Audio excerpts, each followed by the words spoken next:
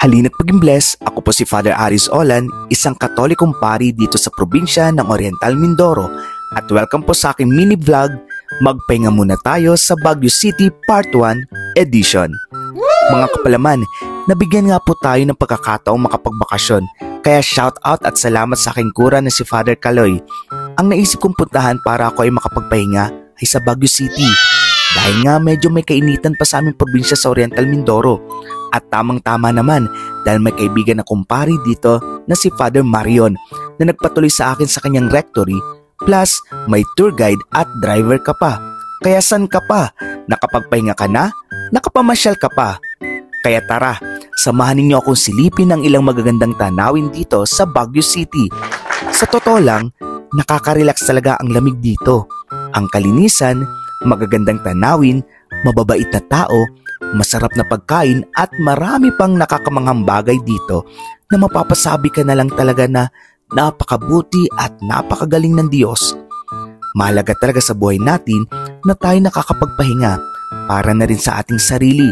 Ika nga, self-care. Sa ating kalusugan, makahugot muli tayo ng bagong lakas at sigla para mas maging produktibo pa tayo sa ating mga gawain. At higit sa lahat, makita sana natin ang pamamahinga ay pagkakataon din upang makaniig ang Diyos, makausap siya, makapagpasalamat at makahingi muli ng gabay.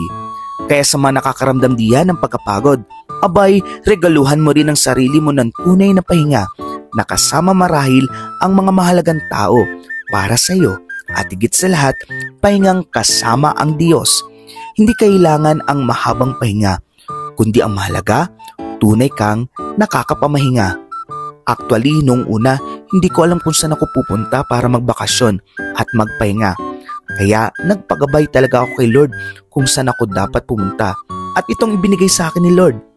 Tunay ngang kapag sa Kanya tayo parati magpapagabay sa buhay, ay makakarating tayo sa dapat nating paroonan ng matiwasay. Kaya sa lahat ng papaplano at gagawin ay laging hilingin ang tulong ni Lord. Kaya nga, at the end of the day, ang lahat ng parangal at papuri ay sa Kanya natin ibigay. Sa totoo lang, ang gusto ko lang gawin sa aking bakasyon ay matulog, magdasal, kumain at kaunting pasyal. At ito nga nangyari kaya ang sarap sa feeling. Yung tipong nahugot lahat ng pagkapagod sa katawan, isipan at sa puso. At excited ka na ulit bumalik sa usual na ginagawa mo sa parokya. Abangan po ninyong part 2. Hanggang sa muli, God bless you po and keep safe.